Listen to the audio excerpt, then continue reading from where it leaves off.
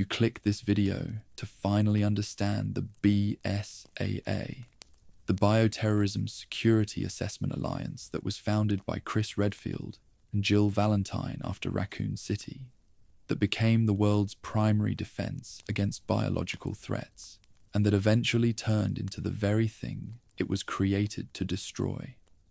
Tonight, I'm going to tell you the complete BSAA timeline, how it was founded, why the world trusted it, when it started using bioweapons, and how Chris discovered the truth in Resident Evil Village.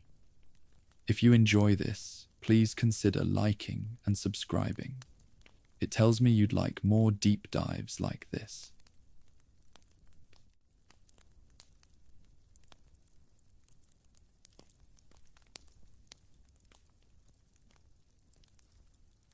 The 1998 Raccoon City destruction incident served as the global wake-up call, when the United States government vaporized a city of 100,000 people to contain the T-virus. It proved that bioweapons were no longer laboratory secrets. They had become existential threats to human survival. The legal fallout from this event made it clear that local police were not equipped for bioorganic warfare. Standard military units lacked the training to handle a biological disaster of this magnitude. This tragedy forced nations to reconsider their approach to domestic security. The world had watched a community get reduced to ash in minutes. It was a terrifying display of how quickly a virus could erase human civilization. Leaders realized that a specialized force was required to prevent another city from being liquidated. Raccoon City became the permanent symbol of a new era. It was a time where the enemy was microscopic and capable of infinite mutation. The containment failure in the Midwest exposed how corporate greed could lead to planetary ruin. Every veteran of that night understood that containment was the only metric for success. They had seen what happens when a viral load wins. This shared trauma allowed the different nations to agree on a unified response. Raccoon City was the catalyst that made a counter-bioterror force an absolute necessity for the future. The moral weight of the incident anchored the identity of the early alliance. It was a reminder that the cost of failure was measured in thousands of corpses. Every mission carried the memory of that nuclear strike. This foundation of fear and loss is what allowed the BSAA to gain its first momentum. The smoke from the Raccoon City ruins was the true birth of the organization.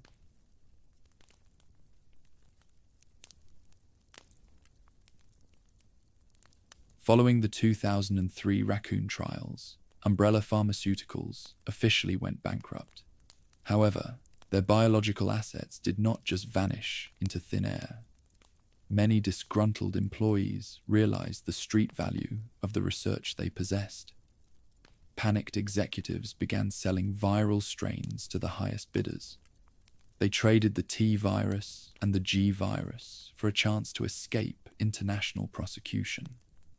This created a dangerous market for illegal research. This period marked the beginning of the post-Umbrella era. Strains of the original viruses began appearing in the Middle East and Eastern Europe. Minor warlords suddenly possessed the power of a nuclear state. The black market for B.O.W. prototypes became a goldmine for global terrorists. The world was suddenly full of viral weapons that were no longer under central control. It was a chaotic landscape that the UN was not prepared to manage.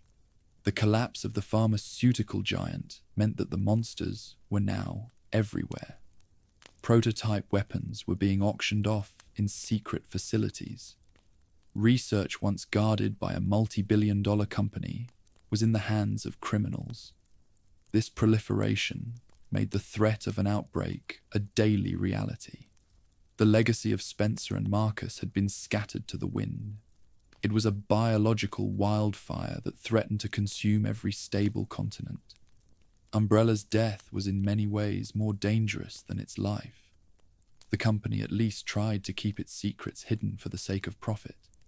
once the company dissolved, those secrets became commodities. There was no longer a central authority to track the viral movements. This fragmentation made the tracking of the bioweapons a global nightmare. The BSAA was tasked with cleaning up the mess that the Raccoon trials had left behind.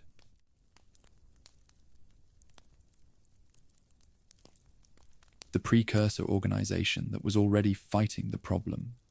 Before the BSAA existed, before the BSAA was formed, there was the Bioweapon Joint Task Force. This precursor organization was established in the early 2000s to deal with the immediate threat of viral spread. These were the first professional hunters who realized that traditional containment was failing as the umbrella legacy moved into the black market. They were a loose collection of experts who operated in the shadows. Their primary goal was to intercept viral shipments before they could be used. The task force was the first attempt at a coordinated response between nations. It brought together soldiers and scientists who had first-hand experience with the early outbreaks. They were the ones who realized that the T-virus was not going away. They operated with limited resources and almost no political backing. But they provided the essential data that would eventually build the BSAA foundation. They were the ground floor of the movement. These early hunters faced a world that was still in collective denial. Many governments did not want to admit that the bioweapon threat was real. The task force had to prove the danger with every successful mission. They fought in abandoned labs and jungle ruins to recover the stolen data. Their work was dangerous and often thankless. But they were the only ones standing between the viruses and the public. The Bioweapon Joint Task Force eventually became the blueprint for the new alliance. Many of its lead members were the ones who drafted the original BSAA charter. They understood the logistical challenges of a global biohazard response. They had seen the limits of the current systems. Their experience was the institutional memory that the UN needed to build a real organization. They were the pioneers of a war that would span decades.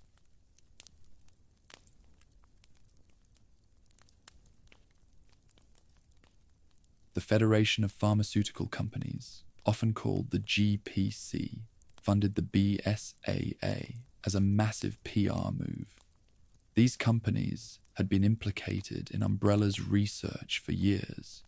They had co-developed medicines and shared data with the giant during the 90s. When Umbrella fell, the entire industry faced a massive backlash.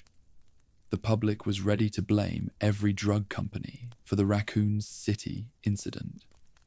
The consortium needed a way to distance itself from the brand. Funding the BSAA was the perfect way to change the public narrative. The pharmaceutical giants wanted to be seen as the solution to the problem. They provided the billions of dollars needed to build the labs and hire the troops. This allowed them to avoid the trade bans that would have destroyed their business. It was a corporate strategy disguised as a humanitarian mission. They were buying their way out of the guilt of the past. The consortium's money allowed the BSAA to become a state-of-the-art force. They had the best equipment and the most advanced medical tech. But this funding also created a quiet conflict of interest. The very companies that might be producing the next virus were the ones paying the hunters. This tension was a secret that stayed in the boardroom for years. The BSAA was a god on a leash, tied to the money of the pharmaceutical elite. This stunt worked exactly as the GPC had intended. The public began to trust the industry again because of the alliance's success. The pharmaceutical brands became the heroes of the new era. They were the ones protecting the world from the monsters. But the foundation of the BSAA was built on a corporate lie. It was an organization created to hide the sins of its funders.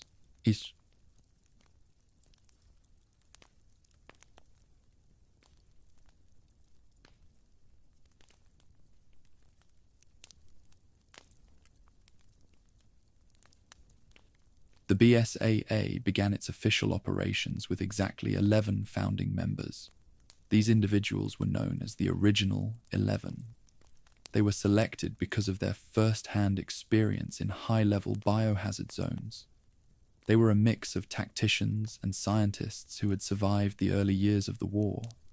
They were the ones who knew how to identify a viral strain by its physical effects. They provided the institutional memory of how to fight the umbrella monsters. Most of the founding members had worked for the task force or the STARS units. They had been in the trenches when the first outbreaks happened. They understood that you could not fight a B.O.W. like a regular human soldier. You needed a specific set of skills and a high level of viral resistance. The Original 11 were the ones who wrote the field manuals. They turned their survival stories into a professional curriculum for the next generation. These founders were the only ones the corporate heads truly feared. They were the experts who could track the genetic signatures across borders. They were not just soldiers. They were investigators with a mission. They operated with a sense of purpose that the consortium could not easily control. Their loyalty was to the dream of a biohazard-free world. They were the heart of the organization before it became a global bureaucracy. The presence of the Original 11 gave the BSAA immediate credibility. When nations saw the veterans of Raccoon City on the roster, they knew the alliance was real. These leaders provided the moral weight that the UN needed to secure its funding. They were the ones who proved that the monsters could be beaten. Their names were synonymous with the counter-bioterrorism movement.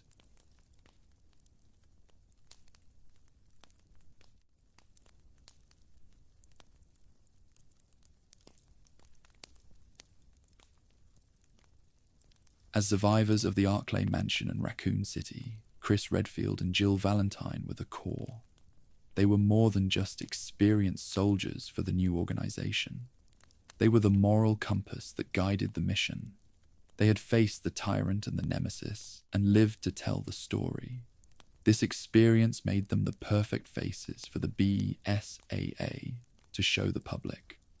They were the proof that B.O.W. assets could be beaten.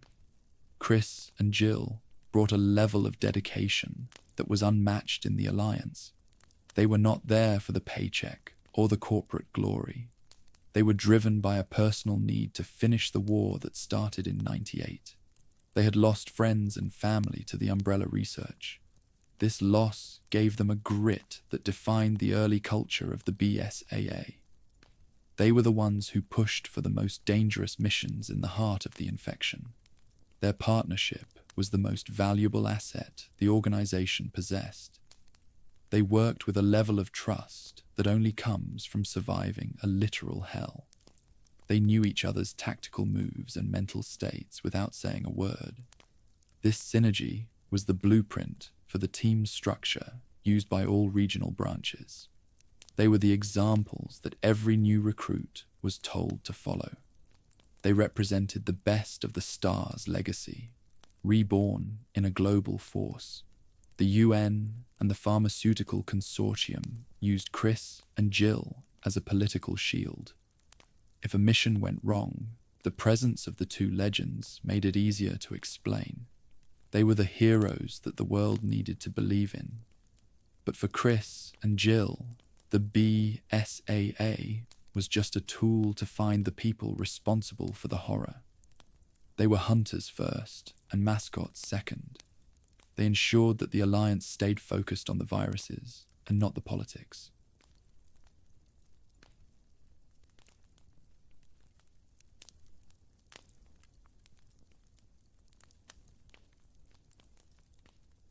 Clive R. O'Brien was the first director of the BSAA and its primary strategist.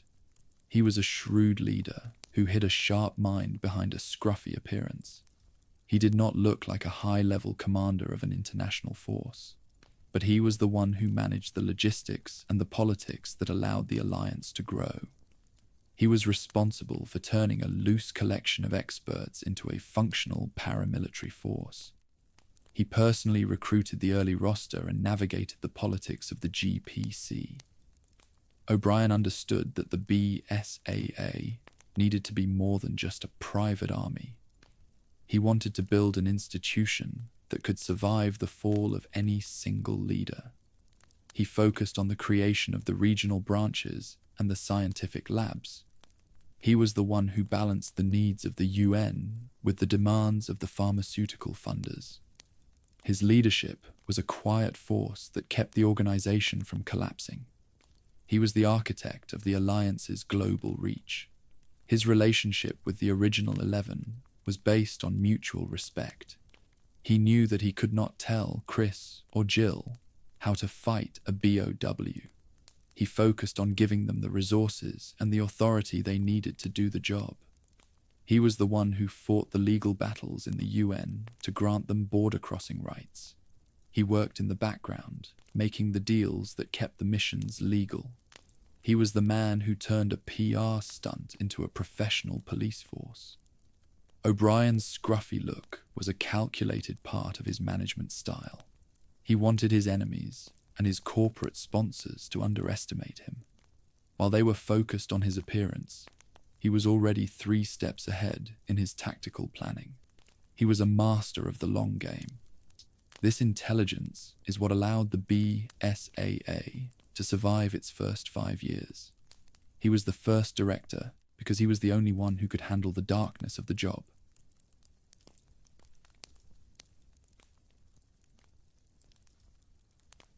In its first year, the BSAA was a mere NGO with observer status. This meant they had no legal authority to deploy without an invitation from a host country. They could not just fly into a region and start a containment operation. They were technically advisors who often stood by, while the official FBC mishandled outbreaks. This lack of power was a major frustration for the veterans who knew the viruses moved faster than the law. They were a world-class force, trapped in a cage of red tape. The official Federal Bioterrorism Commission held the real power in those days. They were the ones with the government backing and the total jurisdiction. The BSAA was often forced to watch from the sidelines while the FBC bungled the response. This created a tension that defined the early 2000s. The experts in the alliance were being sidelined by a bureaucracy that did not understand the science of the infection.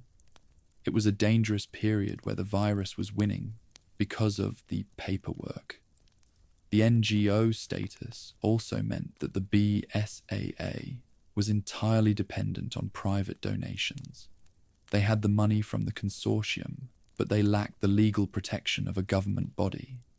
If a soldier was injured, they had no state support. This made every mission a high-stakes gamble for the leadership. They had to be perfect to keep the donations coming and the doors open. They were a professional force, living on the edge of a corporate whim. This early struggle is what forged the identity of the alliance. They had to prove their worth through results rather than authority. They focused on data gathering and tactical support, slowly building a case for their existence. They were the ones who showed the UN that the FBC was not enough to handle a global threat. They were a small group of experts waiting for the moment they would be allowed to lead.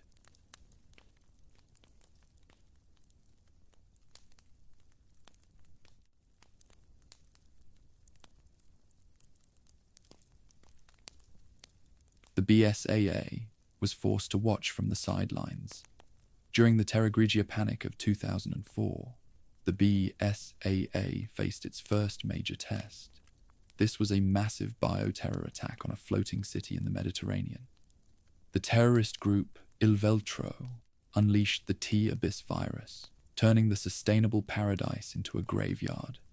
Director O'Brien and his team were forced to act only as observers while the FBC took charge. They stood on the decks of their ships, watching as the city they were founded to save was overrun by monsters. The FBC Commissioner, Morgan Lansdale, took a hard-line approach to the crisis. He ignored the tactical advice from the BSAA and focused on a total sterilization of the area. This led to a siege where thousands of civilians were trapped with the infected. O'Brien watched from the sidelines as the FBC failed to contain the spread. The tension between the two organizations reached a breaking point as the death toll climbed.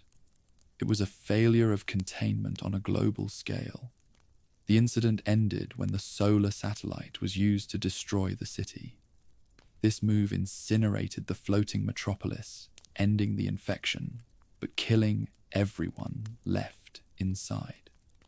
O'Brien vehemently opposed this move, seeing it as a failure of containment and morality. He knew that there were other ways to solve the crisis, but the FBC had the power to ignore him. Terragrigia became a scar on the history of the Alliance. It was a reminder of what happens when the politicians take control.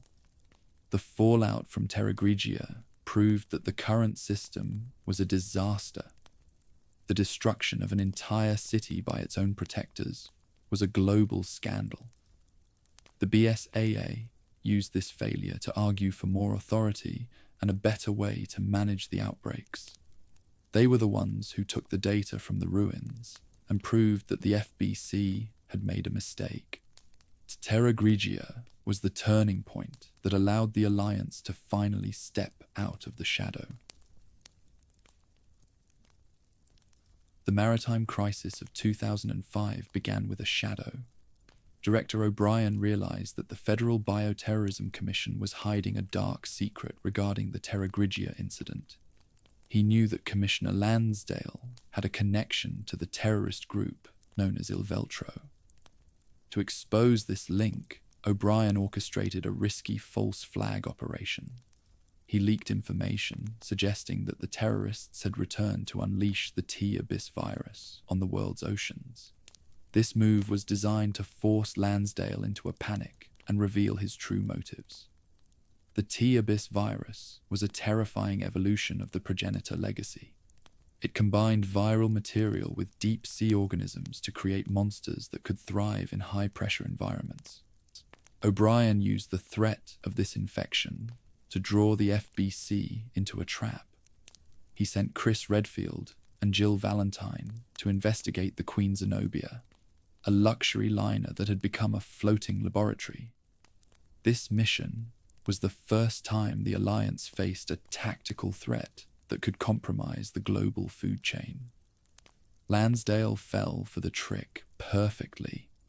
In his desperation to hide his ties to the virus, he used FBC resources to attack the BSAA team. This aggressive response provided the evidence that O'Brien needed to prove Lansdale's corruption. The director had gambled the lives of his best agents to save the organization's future. It was a cold move that showed how far O'Brien was willing to go to win the war. He proved that the FBC was not a protector, but a partner in the crime. This operation exposed the rot at the heart of the global security network. It showed that the agencies founded to fight bioterrorism were being manipulated by the very men they were meant to arrest. The BSAA emerged from the crisis as the only group with a clean record. While the operation was a tactical success, it left a stain on the director's reputation. He had used the tactics of the enemy to secure the light of the truth.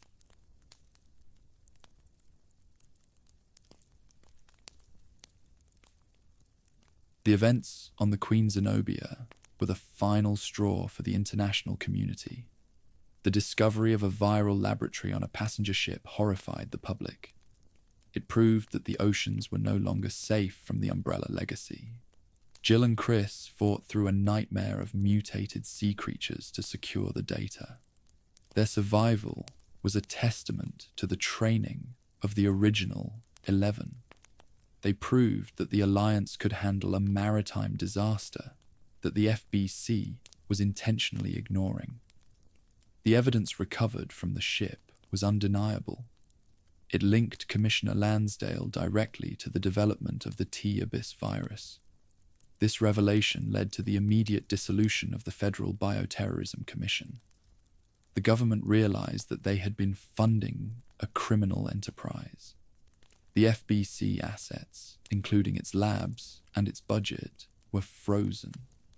This created a massive vacuum in the global biohazard response network. There was only one organization left that could fill the gap. The BSAA was the natural choice to take over the FBC's responsibilities.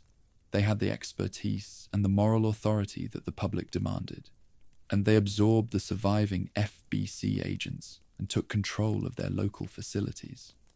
This expansion turned the BSAA from a small team of experts into a massive paramilitary force. They were no longer the observers of the war. They were the commanders. The Queen Zenobia incident was the moment the Alliance became the primary line of defense. This shift in power changed the stakes for Director O'Brien. He had successfully removed his rival, but he had also placed a target on his own back. The organization was now too big to remain in the shadows. They had to operate under the scrutiny of the entire planet. The success on the ship had brought them the authority they needed, but it also invited a new level of political interference. The BSAA was now a global player in a game that was only getting darker.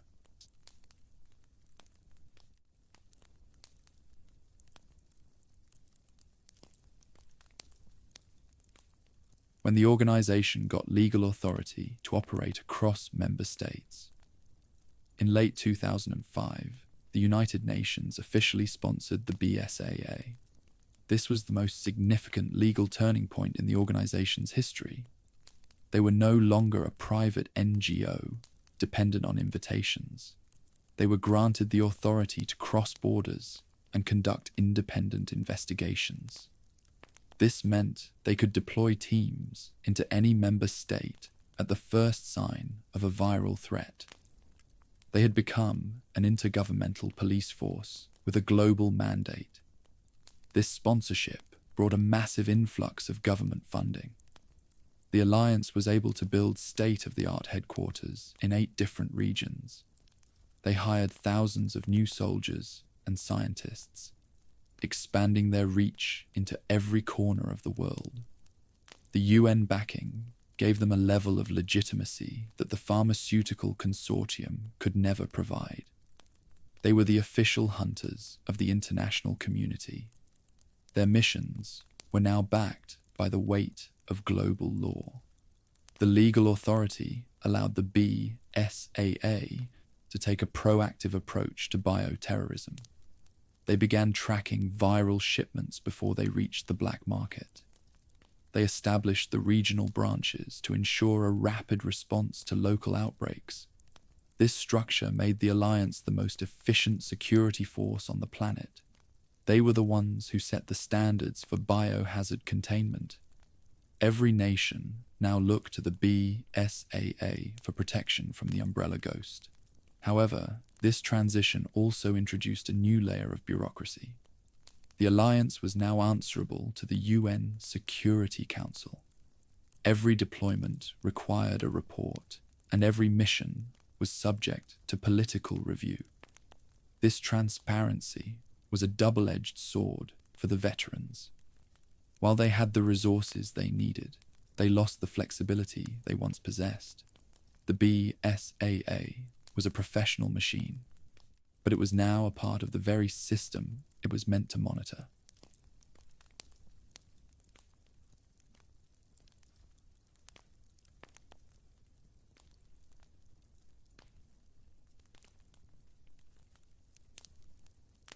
By 2006, the BSAA had narrowed their focus to the man who started it all.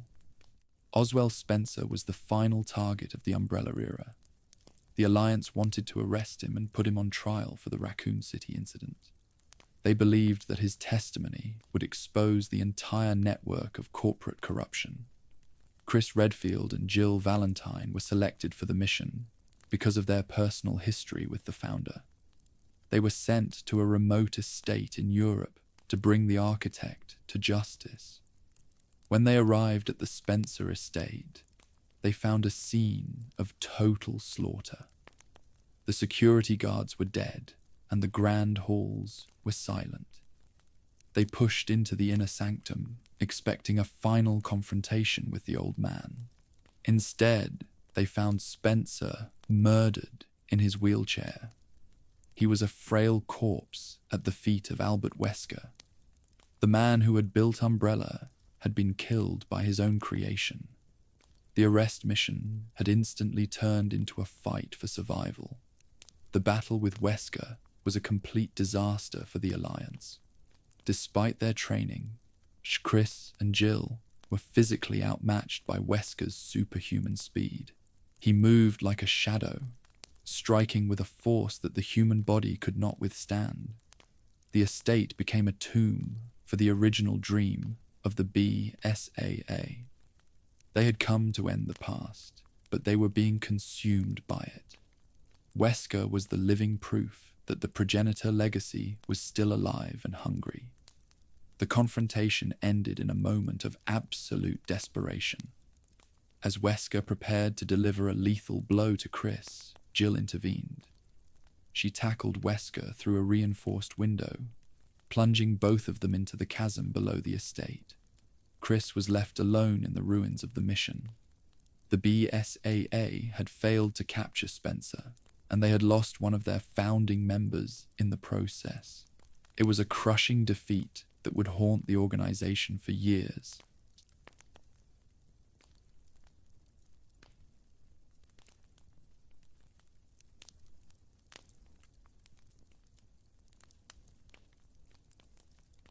The loss of Jill Valentine in 2006 sent a shockwave through the entire organization. She was not just a tactician, she was the heartbeat of the original 11. Her sacrifice saved Chris, but it left the Alliance without its most respected leader. The BSAA launched a massive search operation that lasted for months. They combed the chasm and the surrounding European mountains, but they found no trace of Jill or Wesker. The ocean was silent, and the trail was cold. Eventually, the Alliance was forced to make a hard decision. They officially declared Jill Valentine as missing in action and presumed dead.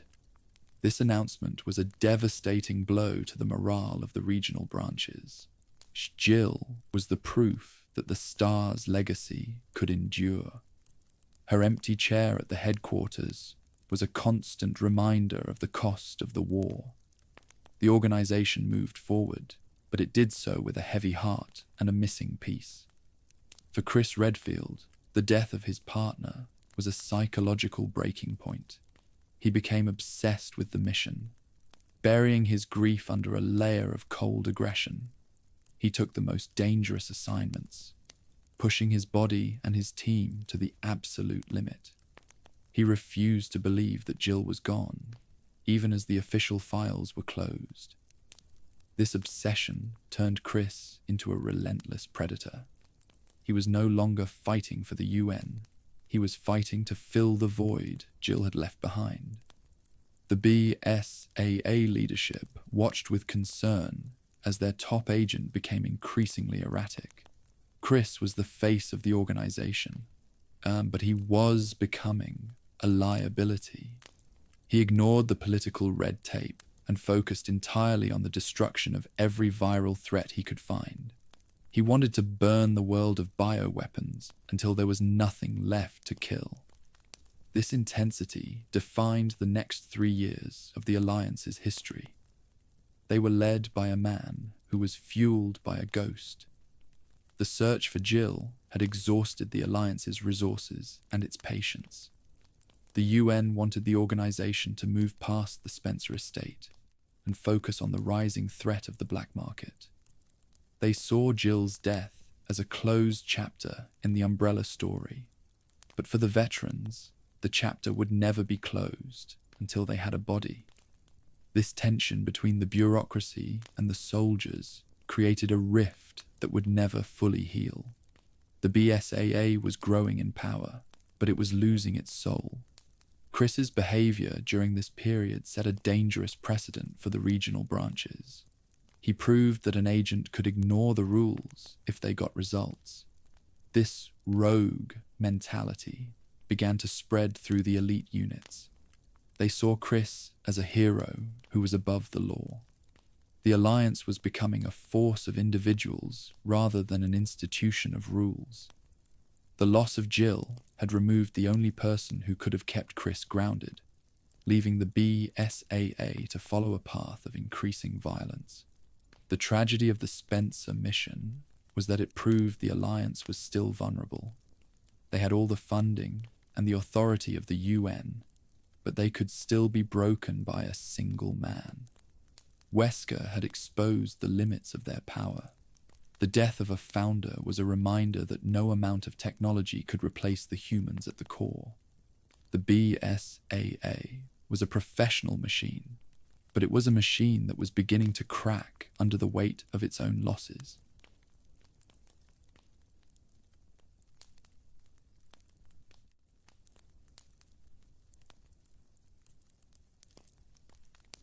In 2009, the BSAA launched one of its most significant operations in the Kijuju region of West Africa. The mission began as a standard investigation into a black market deal involving a new B.O.W. asset. Chris Redfield was paired with Shaver Alamar, an agent from the West African branch, to secure a smuggler named Ricardo Irving. They arrived to find a city already falling into chaos. The population had been infected with a refined strain of the Las Plagas parasite, turning the civilians into a violent mob. As the mission progressed, the Alliance realized that Kijuju was not a simple outbreak. It was a field test for a global conspiracy involving Tricell, one of the BSAA's primary corporate funders. The company had been using the Kijuju Research Center to refine the progenitor virus and develop the Ouroboros strain. The very people who paid the Alliance's bills were the ones manufacturing the apocalypse. This betrayal was the ultimate proof of the corruption that O'Brien had feared years before.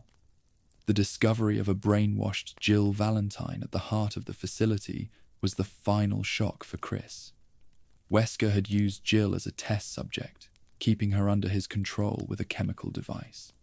The rescue of Jill and the subsequent battle with Wesker took the conflict to a global level. The Alliance had to dismantle a plan to release Ouroboros into the atmosphere and erase the human race. The fight moved from the underground labs to a volcanic crater, where the legacy of Spencer was finally ended. The death of Albert Wesker was the greatest victory in the history of the BSAA. They had killed the man who had haunted the world for over a decade, but the victory was hollow. The Kijuju incident had exposed the fact that the Alliance was being manipulated from the top. Tricell was a founding member of the Pharmaceutical Consortium. The betrayal proved that the organization was still a tool for the elite. They had killed the monster, but they were still taking money from the people who built him. The operation in Africa was a tactical masterpiece, but a political disaster. The BSAA had to explain how one of its sponsors had turned a region into a graveyard. The UN launched a massive investigation into the consortium, leading to the collapse of Tricell and a restructuring of the funding model. The Alliance was now under more scrutiny than ever before. Every credit and every lab was audited by the international community. They had won the war against Wesker, but they were losing the battle for their own legitimacy. Jill's recovery was a miracle, but she was a different person. The years of brainwashing and viral exposure had left her physically and mentally scarred. She retreated from the front lines to undergo extensive rehabilitation and testing.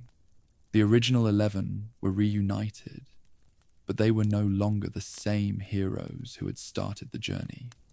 They were veterans who had seen the worst of their own sponsors. The victory in Kijuju was the end of the beginning for the BSAA and the start of a much darker era. The Kijuju incident also proved that the B.O.W threat had evolved. Ouroboros was a virus that could choose its hosts, a level of sophistication that Umbrella had never achieved. The world was now facing a new generation of biological warfare that was faster and more intelligent. The BSAA had to upgrade its tactics once again to keep up with the black market. They were a global army now, but they were fighting an enemy that was becoming more decentralized and more dangerous with every passing year.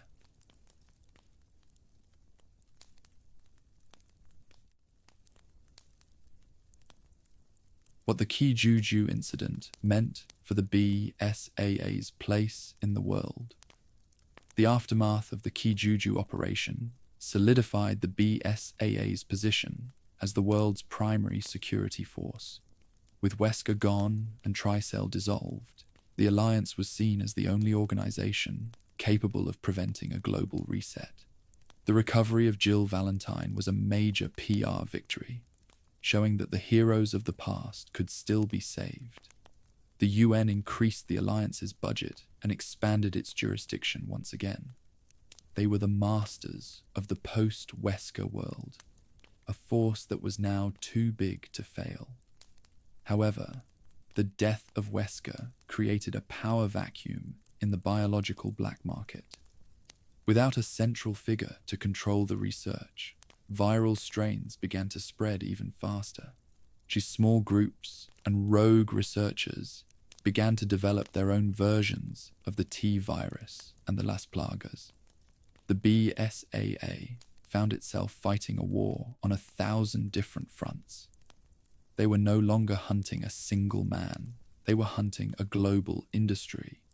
This increased workload forced the organization to become more militaristic and more detached from its origins. The internal scrutiny following the Tricell betrayal led to a purge of the leadership. Many executives with ties to the consortium were removed, and the UN took a more direct role in the day-to-day operations. This was meant to prevent another betrayal, but it also made the organization more political. Every mission was now measured by its impact on international relations. The BSAA was becoming a bureaucratic giant, a machine that was more focused on its own survival than the safety of the public. Jill's role within the organization shifted from the field to the laboratory. Her unique blood, which had been modified by Wesker's experiments, provided the foundation for a new generation of vaccines. She became a living asset, a person whose value was measured in her genetic data. This clinical treatment of a founder was a sign of the organization's changing priorities. They were no longer a family of survivors. They were a corporate entity that valued data over people. Jill was a hero, but she was also a specimen. The Kijuju incident also marked the rise of the younger generation of agents.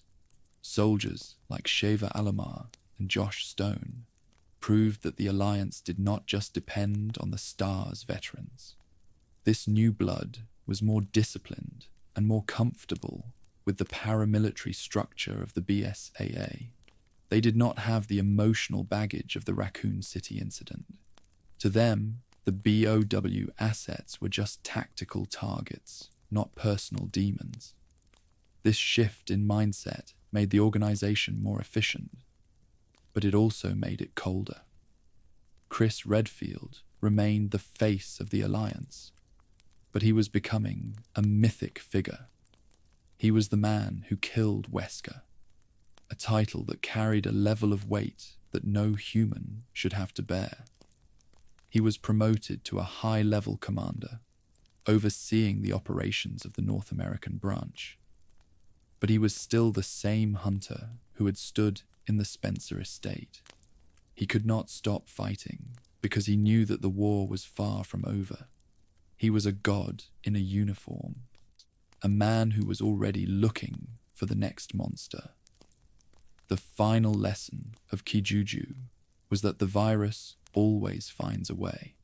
Tricell had proven that even the most trusted partners could be corrupted by the progenitor legacy. The BSAA was now a global empire, but it was built on a foundation of sand. The very power they possessed made them a target for infiltration.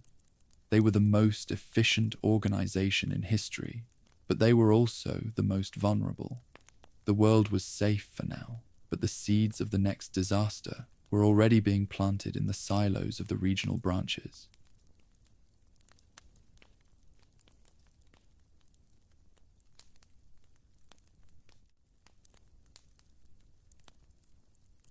To manage the global threat of bioterrorism, the BSAA was divided into 8 regional branches. These were the European, North American, South American, West African, East African, Middle Eastern, Far Eastern, and Oceanian branches. Each branch was responsible for the security of its own region, operating with a high degree of autonomy. This structure allowed for a rapid local response to outbreaks, as teams did not have to wait for orders from a central headquarters in New York. It was a model of decentralized efficiency that made the Alliance the most responsive force on the planet. Each branch had its own specialized units and its own research facilities. The North American branch, led by Chris Redfield, focused on high-level tactical operations and B.O.W. containment. The European branch was the center of the Alliance's scientific research, housing the most advanced virology labs in the world. This specialization allowed the organization to tackle the biological threat from multiple angles. They were not just a military force. They were a global network of experts who shared data and resources in real time. However, this decentralized structure also created isolated silos that were prone to local corruption. Because each branch had so much autonomy, it was difficult for the central leadership to monitor every operation. Some branches began to form close ties with local governments and private corporations. These relationships were often hidden from the UN auditors, creating a breeding ground for the same kind of betrayal that had destroyed the FBC. The very structure that made the BSAA efficient also made it vulnerable to infiltration by rogue actors. The isolation of the branches also led to a lack of shared culture. An agent in the Far Eastern branch might have a completely different approach to containment than an agent in South America. This fragmentation made it difficult to maintain the moral standards of the original 11. The organization was becoming a collection of private armies that shared a logo but not a purpose. The regional directors became powerful figures who could ignore the directives of the central office if they felt it was necessary for their own region's stability. The logistics of managing 8 global branches were a massive undertaking. The Alliance had to maintain a fleet of aircraft, a network of secure communications, and a constant supply of antiviral serums. This required a level of cooperation that was often strained by international politics. Some nations were more willing to host BSAA facilities than others, creating a map of security that was full of holes. The organization was a global giant, but it was a giant that was constantly tripping over its own feet. This era of the 8 branches was the peak of the BSAA's power. They had thousands of agents and billions of dollars in assets. They were the undisputed masters of the world's biological security. But the rot was already beginning to set in. The lack of central oversight and the pressure of local politics were slowly eroding the ethics of the organization. They were too big to be one family, and they were too powerful to be ignored. The siloing of the branches was the first step toward the catastrophic failure that would be revealed in the European village. Part 18, Adonia 2012 and the C-virus. The Eastern European incident that showed bioterrorism had evolved. In 2012, the BSAA was deployed to the war zone of Adonia in Eastern Europe. The region was in the middle of a civil war, and rumors had surfaced of a new biological weapon being used by the rebel forces. Chris Redfield led the Alpha team to investigate, expecting a standard viral outbreak. Instead, they found the C-virus, a highly advanced agent that could turn humans into Javo. These were not mindless zombies. They were tactical soldiers who could use weapons and communicate with each other. The war had changed once again. The C-virus represented the ultimate evolution of the black market research. It allowed for rapid, controlled mutations that could be triggered by physical damage. If a Javo was shot in the arm, it might grow a massive, chitinous shield or a claw. This made every engagement unpredictable and lethal. The BSAA found themselves fighting a war against an army of monsters that were just as smart as they were. It was a tactical nightmare that exposed the limits of the Alliance's standard containment protocols. The mission took a tragic turn when the team encountered Carla Radames, a woman posing as an operative of the organization Neo Umbrella. She led the Alpha team into a trap, infecting most of Chris's men with the C-virus right in front of him. Chris was forced to watch as his soldiers were transformed into cocoons and then mutated into horrific creatures. The slaughter was a total failure of leadership that shattered Chris's mental state. He suffered a psychological breakdown and disappeared into the local population, leaving the BSAA without its most famous commander. The Adonia incident proved that bioterrorism had moved beyond the era of the leak and into the era of the deployment. Neo Umbrella was not just a company. It was a terrorist organization with a global reach and a massive military capacity. They used the C-virus to turn civil wars into biological experiments. The BSAA was no longer fighting a criminal syndicate. They were fighting a war for the future of the species. The organization had to realize that their police authority was no longer enough. They needed to become a standing army. The loss of the Alpha team and the disappearance of Chris Redfield was the lowest point in the history of the North American branch. The Alliance was left reeling. She'd unable to track the source of the C-virus or the location of Carla Radames. The organization was paralyzed by the scale of the threat and the loss of its heroes. It took the intervention of Piers Nevens, a younger agent who had survived the Adonia slaughter, to find Chris and bring him back to the fight. But the Chris Redfield who returned was a broken man, fueled by a desperate need for revenge. Adonia was the first chapter in a global war that would eventually consume the city of Lanchiang. It was a reminder that the progenitor legacy could always find a new way to innovate. The C-virus was a masterpiece of biological engineering that combined the best of the T and G strains.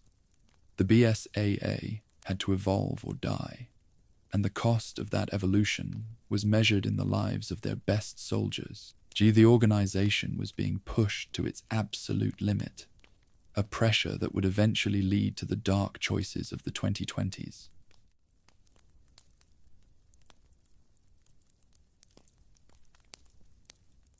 Part 19. Lanchiang and the Neo Umbrella War, the largest bioterror event the BSAA had ever faced. The global war against Neo Umbrella in 2013 represented the absolute peak of the biological threat. The conflict centered on the massive Lanchiang city, where the lethal C-virus was unleashed on an unprecedented scale. This was no longer a contained outbreak in a single building or a remote village. It was a full invasion of a modern metropolis by a tactical army of mutated Javos soldiers. The BSAA was forced to deploy its entire global strength to prevent a total planetary collapse. It was the largest and most expensive operation in the history of the Alliance. The city became a graveyard for thousands of dedicated agents who were overwhelmed by the sheer volume of the infection. The scale of the disaster required the Alliance to operate more like a standing army than a police force. Thousands of soldiers were deployed into the urban streets to face the relentless Javo hordes.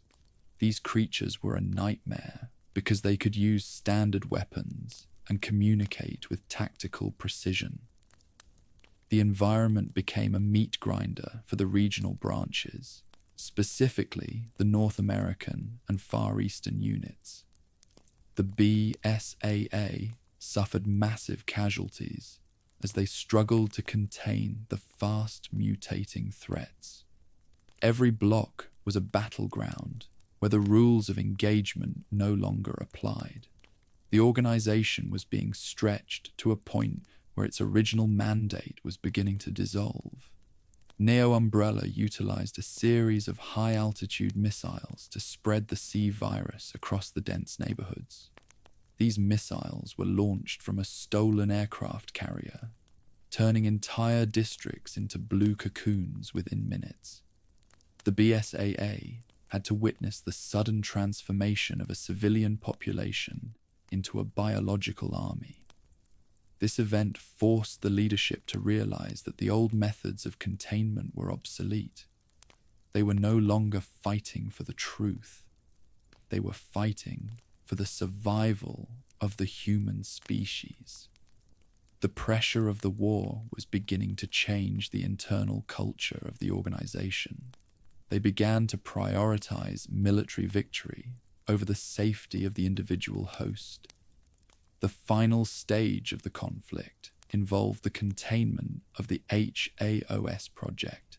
This was a massive B.O.W. asset designed to spread the infection through the global oceans.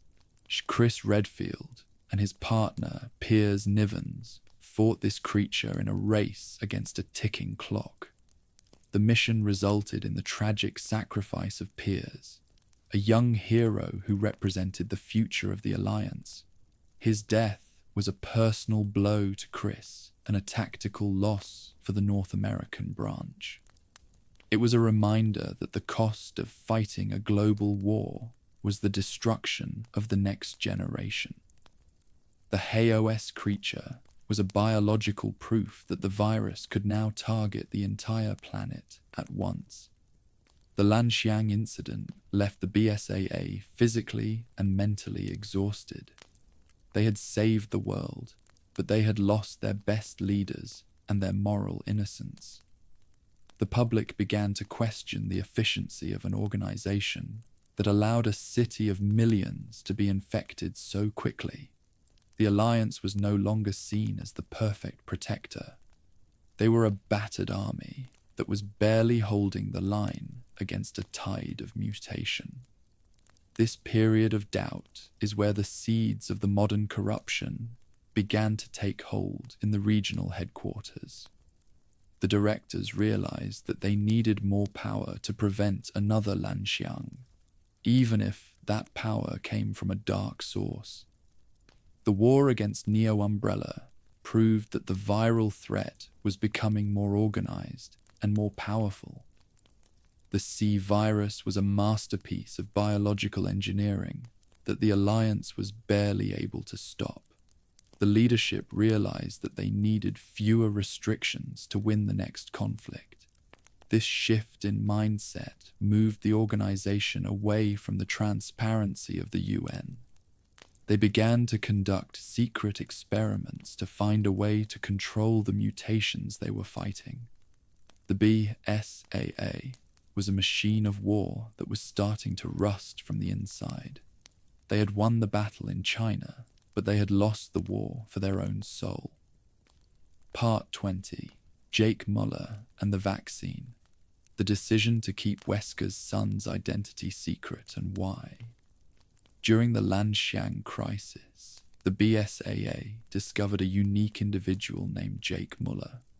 He was the biological son of Albert Wesker, and his blood carried the rare antibodies required to cure the C-virus. This discovery was the most valuable scientific asset in the history of the Alliance. Jake represented the only path to a vaccine that could stop the global outbreak and save the surviving population. The BSAA had to protect him at any cost, navigating a world that wanted his genetic code for the black market. They coordinated with the DSO and Agent Sherry Birkin to ensure his safe arrival at a secure facility. The decision to keep Jake's identity a secret was a calculated move by the high-level leadership. Chris Redfield personally oversaw the confidentiality of the project to prevent a global panic. If the public knew that the son of the world's most famous terrorist was the only savior, the fallout would be uncontrollable. The BSAA chose to prioritize the production of the vaccine over the transparency of the mission. This was one of the first times the Alliance intentionally misled the international community for the sake of stability. It was a tactical lie that laid the groundwork for the era of corporate secrecy that followed. The vaccine project required a massive scientific effort that spanned multiple regional branches. Jake's blood was processed in secret labs to create the serum that eventually ended the C-virus threat. This work was done under the highest levels of security, far from the prying eyes of the UN auditors.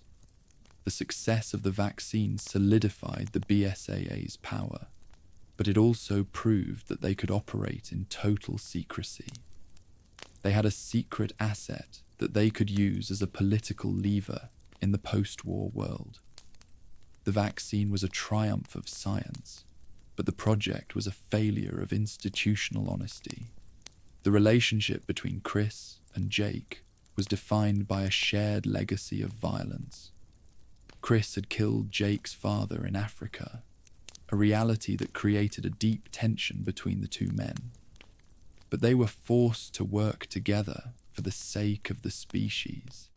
This partnership showed the pragmatic shift in the Alliance's philosophy. They were willing to work with anyone, even the blood of their greatest enemy, to get the job done. The BSAA was no longer a moral authority. It was a practical organization focused on results. They were learning how to use the darkness to protect the light. Hiding Jake's lineage also protected him from the vengeance of the survivors of Wesker's global experiments. The Alliance understood that the name Wesker was a curse that could still burn the world. By erasing Jake from the public record, they ensured that the vaccine remained a faceless victory. This decision was a strategic success, but it was also a moral compromise.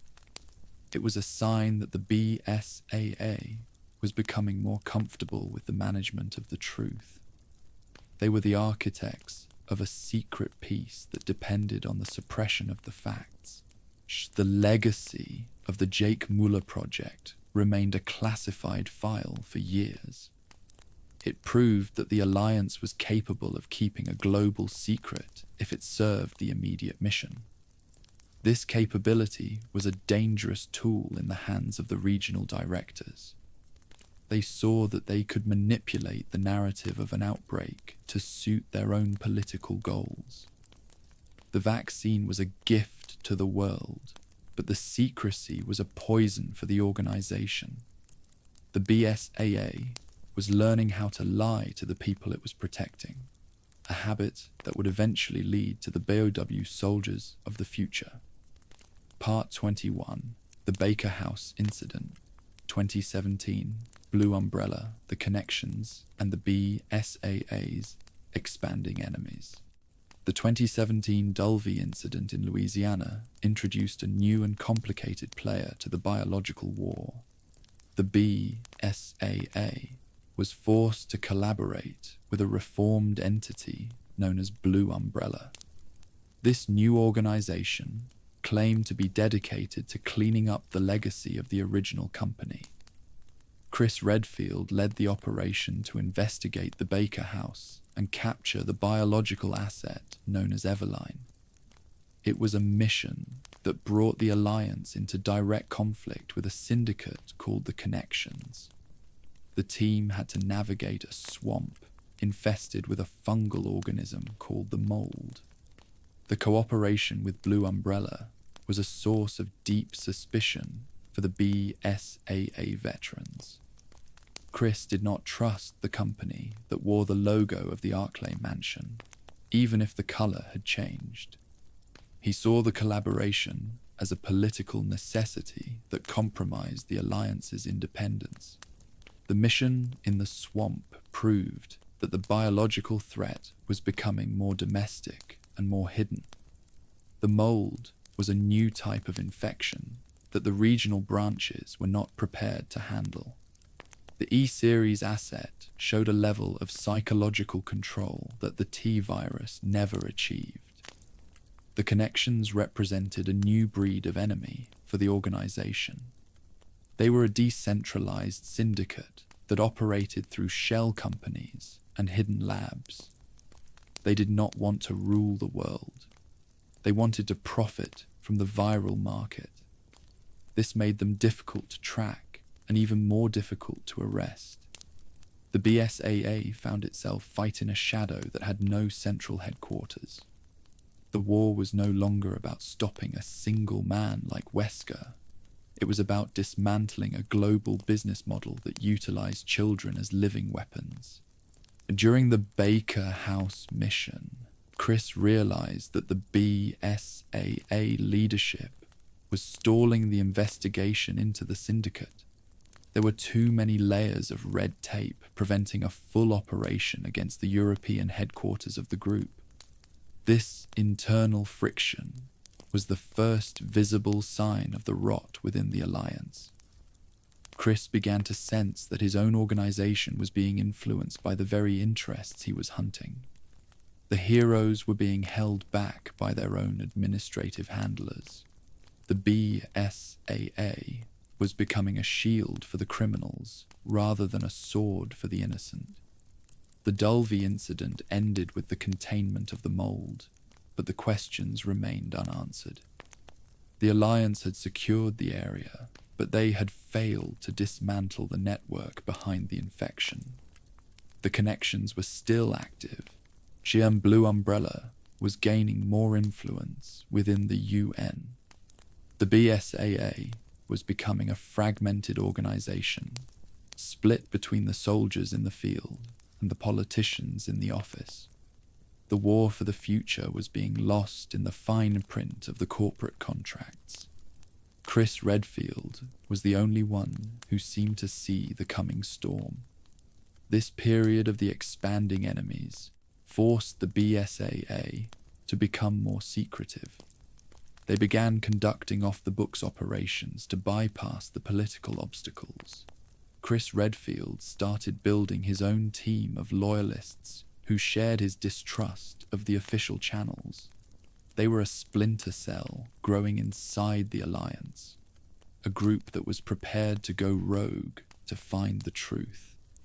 The BSAA was a house divided, and the foundation was already beginning to crack under the weight of the secrets. They were fighting a war on two fronts, one against the monsters and one against themselves. Part 22. Village Incident 2021.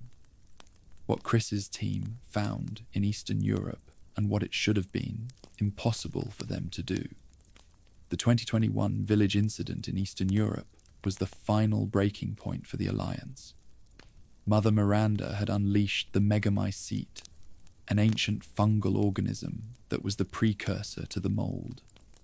The activity in the region spiked to a level that required an immediate response. but the official BSAA channels remained silent, refusing to deploy a containment team. This forced Chris Redfield to go rogue with his own personal unit, known as the Houndwolf Unit.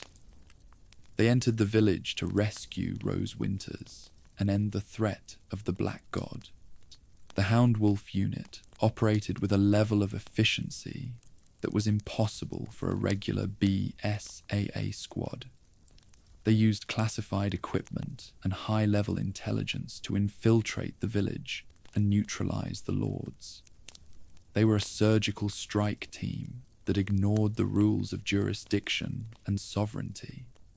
Their success proved that the official organization was no longer capable of performing its primary function. The bureaucracy had become a barrier to the containment of the ancient infection.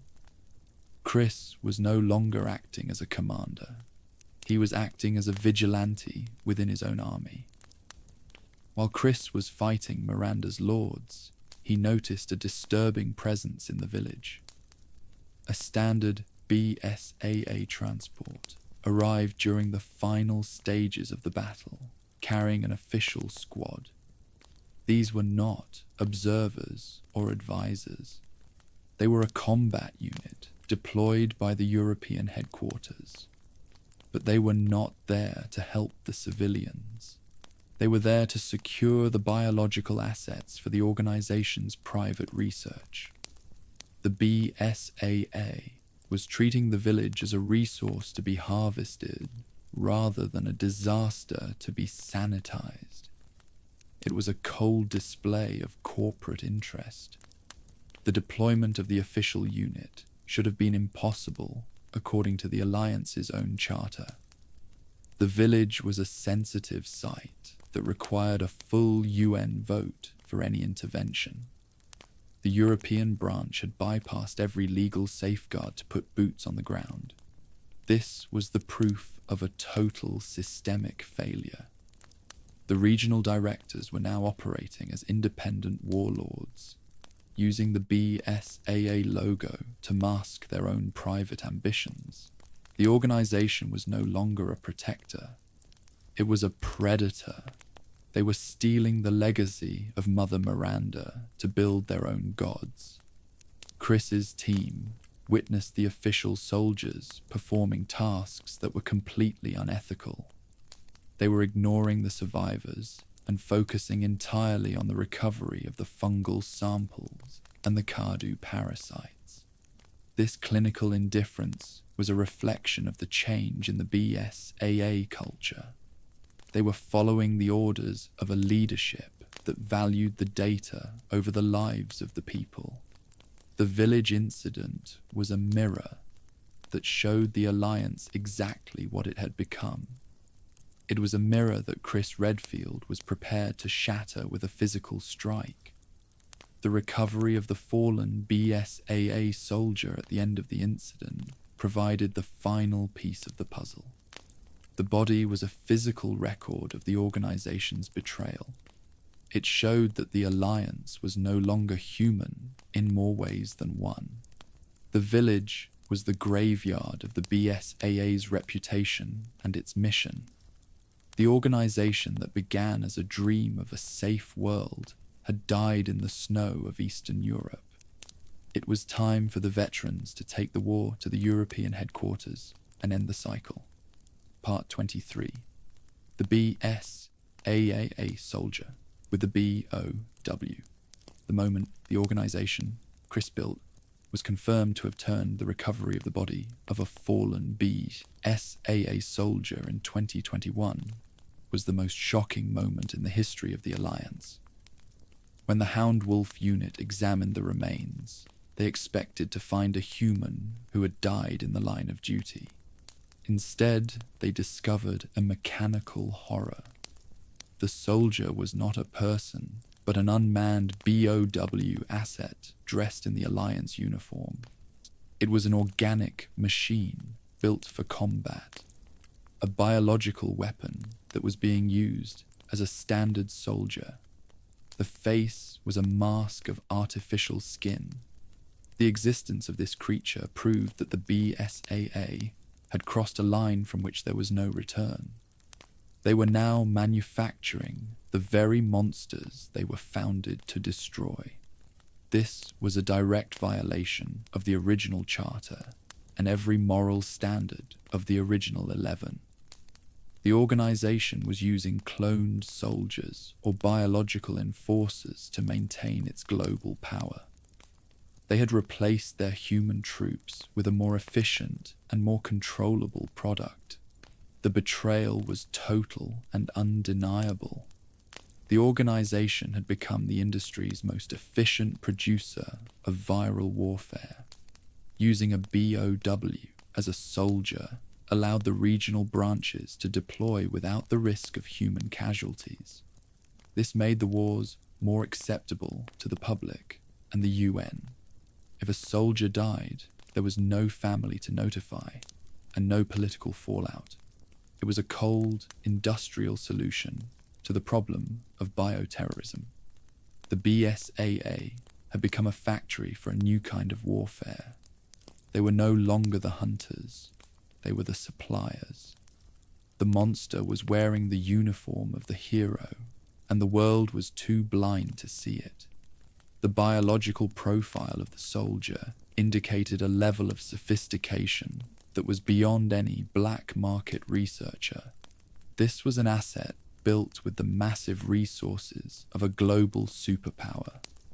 It suggested that the BSAA research facilities in Europe had been working on this project for over a decade. The organization had spent the billions of dollars provided by the Pharmaceutical Consortium to build its own army of monsters. They had taken the C-virus and the mold and refined them into a loyal, expendable soldier. It was the peak of corporate madness. For Chris Redfield, the discovery was a personal insult to his entire career. He had spent his life building an organization that stood for human survival against the viral tide. To see that organization using biological weapons was a betrayal of everything he had fought for. It was the confirmation that the BSAA had become the new umbrella. They were a corporate entity that valued power and efficiency over the ethics of the human species. The organization was a hollow shell, filled with the same viral rot it was meant to erase. The revelation of the B.O.W. soldier changed the primary mission for the Houndwolf unit. They were no longer fighting the syndicates or the minor terrorists. They were fighting the institution that had given them their names and their purpose. The war had moved inside the headquarters of the regional branches. The BSAA was a corrupted giant that needed to be taken down before it could spread its infection any further. The soldier in the uniform was the final proof that the world was no longer safe, even with the Alliance in charge. Part 24. What the corruption means. The organization that was founded to fight Umbrella, becoming Umbrella. The corruption within the BSAA represents the ultimate tragedy of the Resident Evil franchise. It is a fulfillment of the dark cycle that began with the original Raccoon City incident. The organization was founded to ensure that the horrors of Umbrella would never be repeated. But by existing in a world of constant biological threat, they were forced to adapt. They adopted the methods of their enemy to stay ahead of the black market. This slow erosion of their ethics led them to the same dark place where Spencer had started in 1966. What the corruption means is that power is the ultimate virus that consumes the host. The BSAA had become too large and too influential to remain a simple police force. The leadership realized that they could rule the world through the management of the biohazard. By controlling the outbreaks and the vaccines, they held the life of every nation in their hands. They were the architects of a global security state that depended on the constant threat of a viral disaster. They were the new masters of the ancient progenitor fire. The transition from a hero to a villain was not a sudden event. It was a gradual process of compromise and corporate secrecy. It started with the funding from the Pharmaceutical Consortium and continued with the hidden vaccine projects. Each step was justified as a necessary move for the sake of the mission. But each step took the organization further away from the light of the truth. The BSAA had become a corporate monster that prioritized its own institutional survival over the lives of the innocent public. They had replaced their heart with a silicon chip. By using biological weapons, the BSAA had become the most efficient supplier of viral warfare on the planet. They had the logistics and the technology to deploy a threat anywhere in the world. They were no longer stopping the war. They were managing the war. The organization had become a closed loop of infection and containment, a business model that required a world in constant crisis. They had turned the tragedy of Raccoon City into a global industry that sustained their own power and their own labs. The corruption also proves that individual heroes like Chris Redfield are not enough to stop a systemic rot. Even with legends on the roster, the organization was still able to turn into a monster. The bureaucracy was stronger than the morality of the founders. The regional branches had become independent entities that no longer shared a common soul or a common purpose. The BSAA was a global empire that had lost its way in the dark. They were the monsters that they had spent 30 years trying to kill in the mansions and the cities. The final stage of this evolution is the total infiltration of the Alliance by rogue actors like the Connections. The Syndicate did not need to fight the BSAA. They just had to buy the BSAA.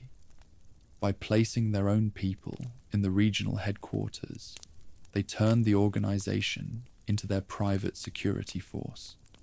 The Alliance was a shield for the criminals, a public face that masked the private interests of the viral market. The BSAA was a lie that was being told to the entire human race. They were the new umbrella, and they were much more dangerous than the original. Part 25. The Houndwolf Unit. Chris's response to the corruption within the larger organization. The Houndwolf Unit is a splinter cell of elite soldiers who share Chris Redfield's deep disillusionment. They are the veterans of the most dangerous missions in the history of the North American branch. They are men and women who have seen the B.O.W. soldiers and the corporate betrayals firsthand in the field. They no longer answer to the regional directors or the UN auditors. Their only mission is to find the rot within the BSAA and cut it out with surgical precision.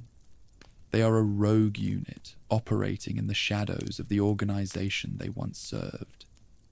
The unit functions as a strike force that bypasses the official bureaucracy of the Alliance. They use their own intelligence networks and their own secure facilities to track the movements of the leadership. They are a necessary response to an institution that has become a threat to the world. Chris has built a family of survivors who are prepared to do the hard work that the Alliance will no longer perform. They are the only ones left who still believe in the original dream of a biohazard-free world. They are the true BSAA. Operating as a splinter cell is a dangerous game for the entire team. They are technically criminals who have stolen high-level equipment and classified data from the European labs. If they are caught, the BSAA will label them as terrorists and erase them from the public record. But they are willing to take the risk because they know that the truth is more important than their own lives. They are the keepers of the institutional memory of the Star's legacy. They are the only ones who remember what the blue and white logo used to represent. The Houndwolf unit is currently investigating the European headquarters of the Alliance. They have found evidence of a massive cover-up regarding the village incident and the production of the cloned soldiers. They are gathering the data they need to expose the corruption to the international community. They are the prosecutors of a corporate trial that has been 30 years in the making. They are the ones who will pull the mask off the new umbrella and show the world the face of the monster. They are the wolves at the door of the headquarters. Chris's leadership of the unit is a return to his roots as a hunter. He is no longer a commander sitting in an office. He is a soldier in the mud. He has shed the weight of the bureaucracy and reclaimed his purpose. The Houndwolf unit is his final act of defiance against a system that tried to own him. He is the alpha of a pack that is hunting the people who betrayed the mission.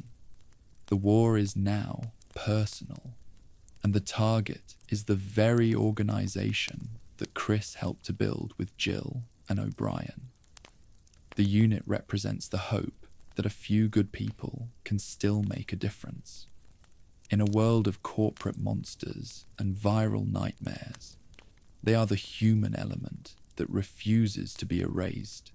They are the final line of defense against the corruption of the Alliance. Their mission is a tragedy, as it requires them to fight their own brothers in arms. But it is a necessary tragedy to prevent a global catastrophe.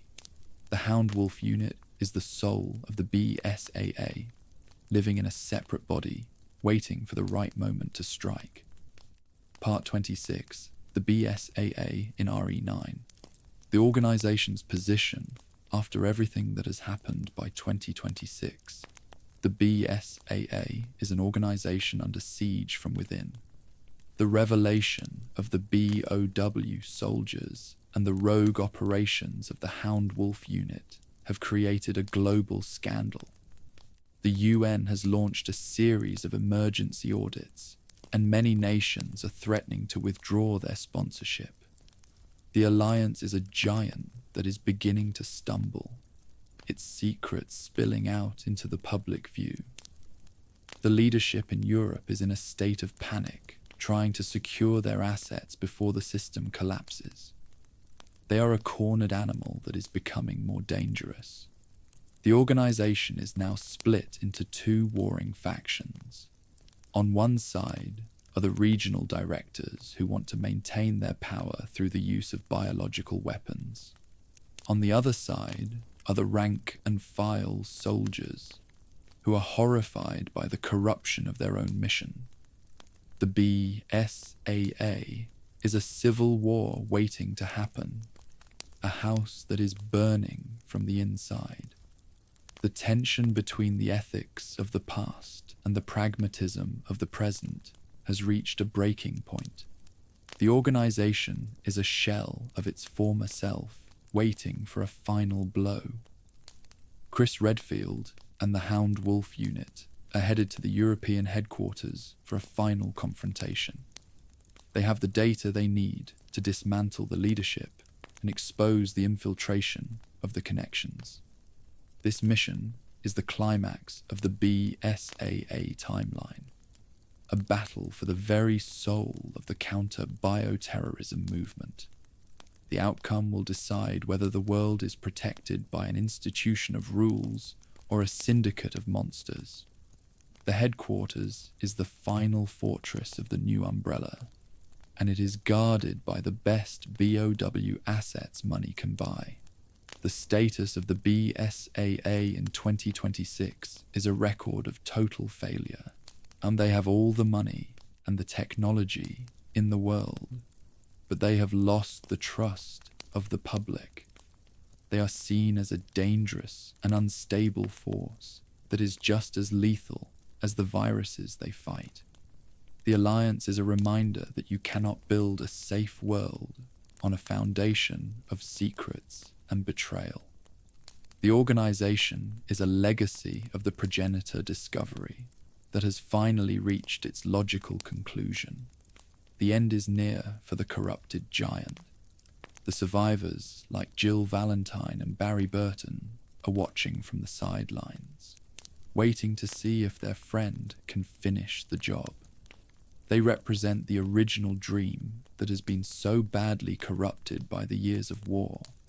They are the witnesses to a tragedy that has spanned 3 decades. The BSAA was their hope, and now it is their greatest enemy. The organization is a ghost of a family that was destroyed by the very thing it was trying to cure. The final chapter of the Alliance is being written in the blood of its founders. The world is waiting for the truth about the BSAA to be revealed. The global security network is in a state of paralysis, unsure of who to trust in a world of biological machines. The mission of the Houndwolf unit is the only thing that can restore the light. If they fail, the organization will become the permanent master of the apocalypse. If they succeed, the BSAA will be destroyed, leaving the world to find a new way to survive. The 2026 incident is the final test for the humans in the uniform. The world is watching the wolves.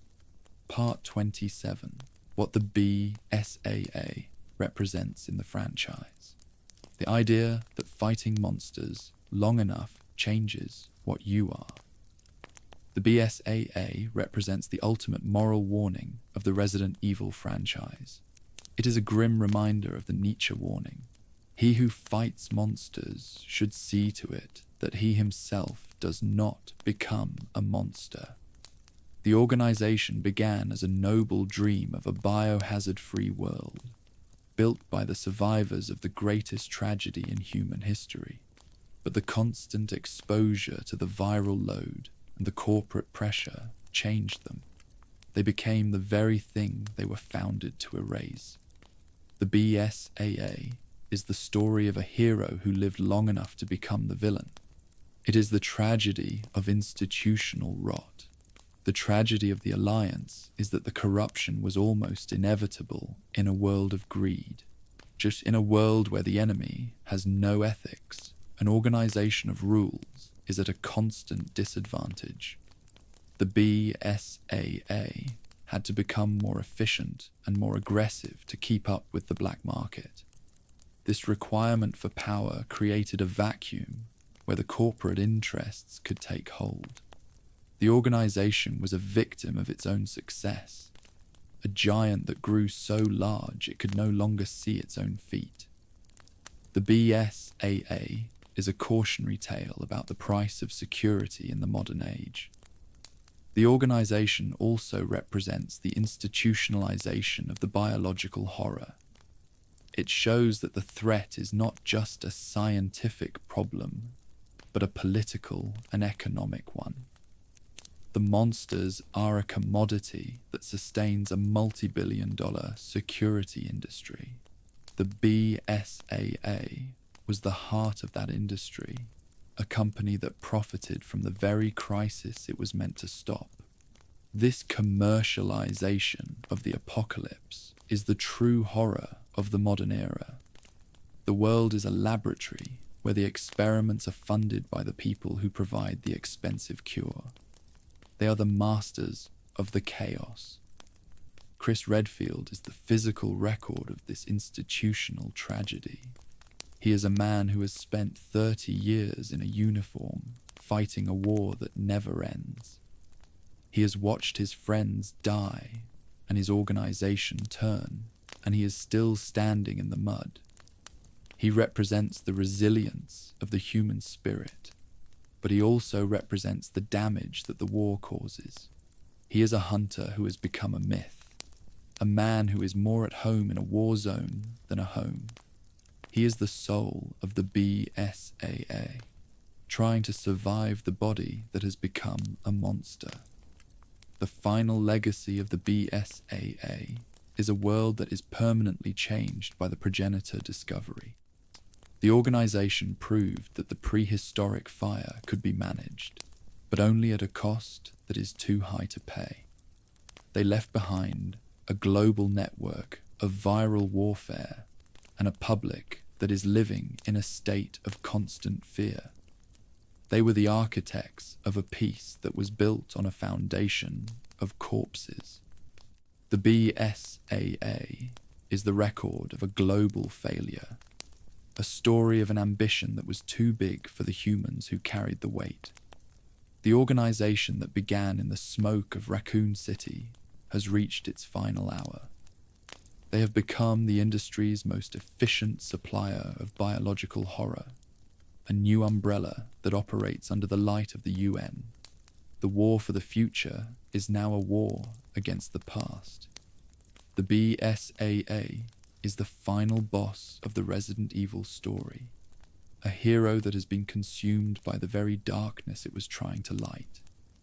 The only thing left to do is to burn the house down and start over. The monsters are finally wearing the uniform, and the hunt is on. The circle is complete.